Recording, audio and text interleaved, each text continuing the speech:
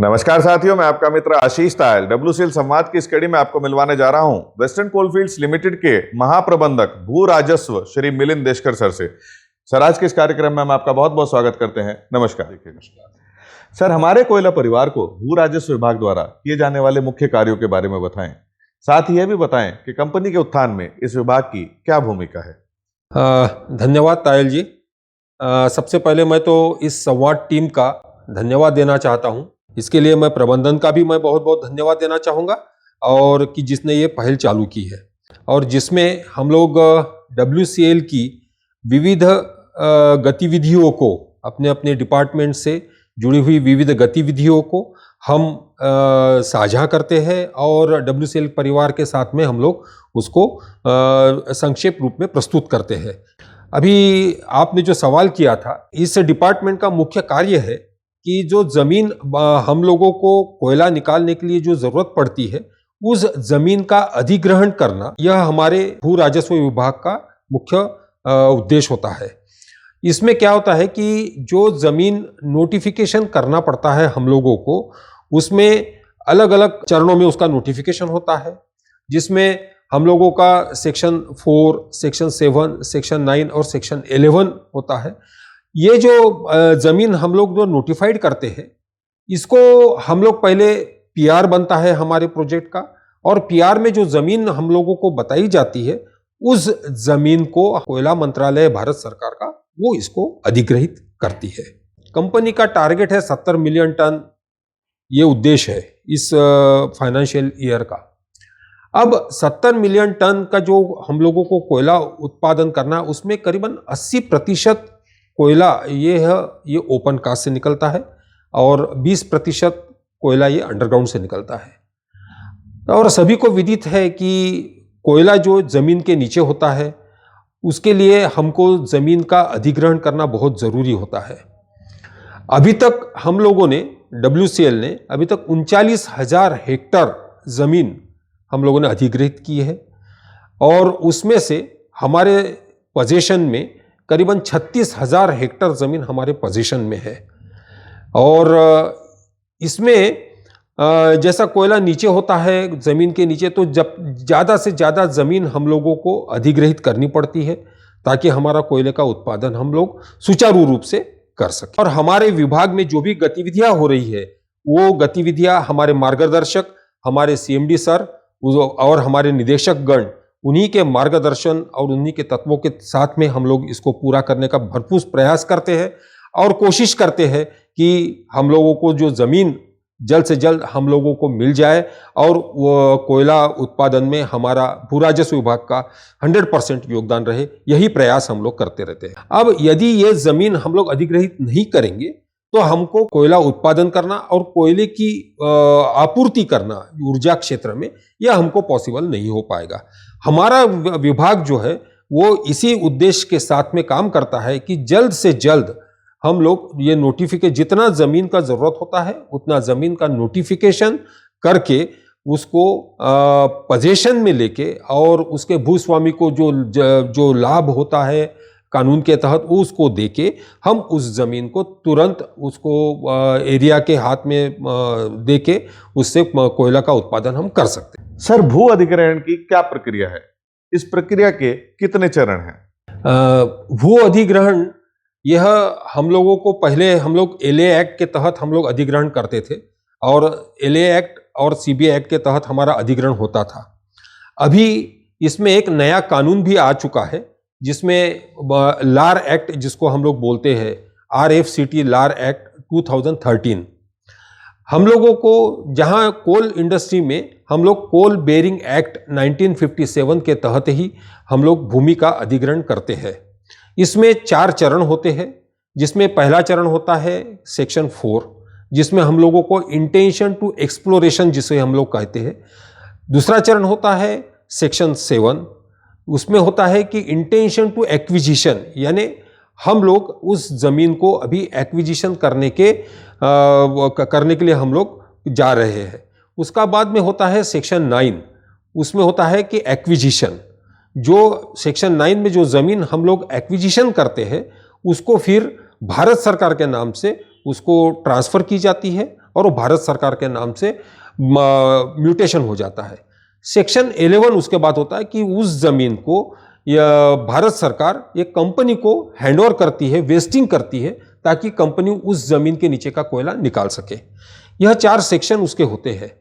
उसके बाद में यह जमीन के जो भूस्वामी होते हैं उसको हम लोग लैंड कंपनसेशन देते हैं और उसको उसका जो लाभ उसको मिलता है, जो R&R पॉलिसी के तहत उसके जो लाभ होते हैं वो लाभ हम उसको देते हैं। सर, आपने नए भू अधिग्रहण कानून का जिक्र किया।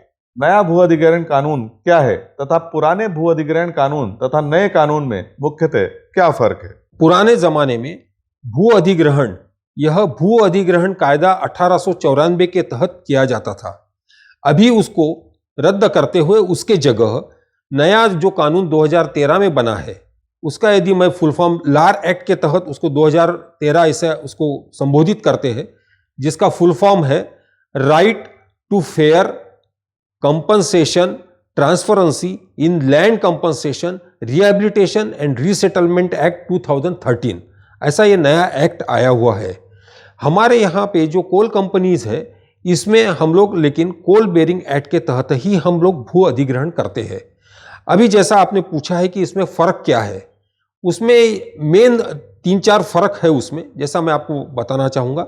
सबसे पहला फ़र्क यह है कि जो नया कानून आया है इसमें आपको सिर्फ सरफेस राइट दिए जाते हैं, जबकि कोल बेरिंग एक्ट में हम लोगों को तीनों प्रकार के राइट्स हमको मिलते हैं, जैसा सरफेस राइट, ऑल राइट और अंडरग्राउंड राइट।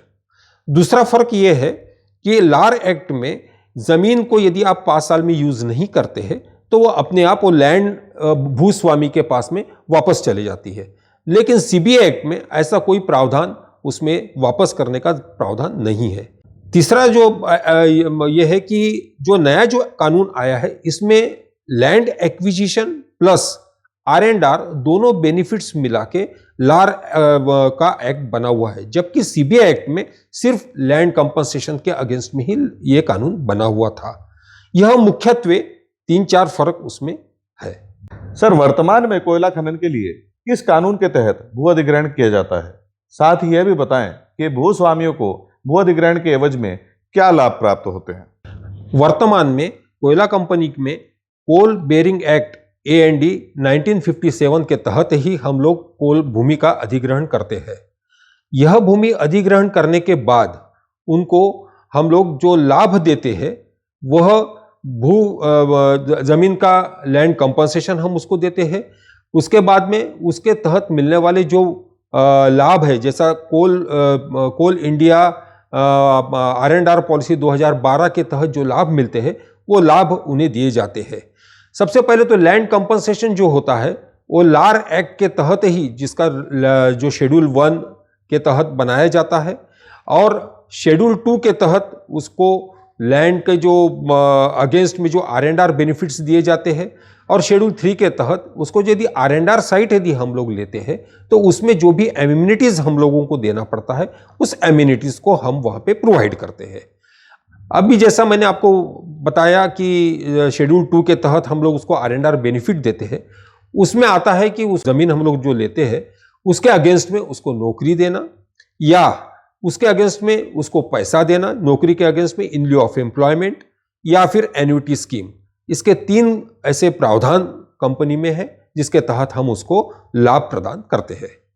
सर, WCL संवाद मंच के माध्यम से कोयला परिवार को आप क्या संदेश देना चाहते हैं? हम लोग जो कोयला के उत्पादन के लिए जो भूमि अधिग्रहण करते हैं, उस भूमि अधिग्रहण करते समय हम लोगों को ये ध्यान में रखना चाहिए कि हम लोग भूमि को अच्छे से अच्छा उसका उपयोग करते हुए, उसमें से जितना ज़्यादा हम लोग कोयला निकालते हुए उसके बाद भूमि को वैसे के वैसे ही उसको कैसे हम वापस कर सकते हैं, इस बारे में हम लोगों ने सोचना चाहिए।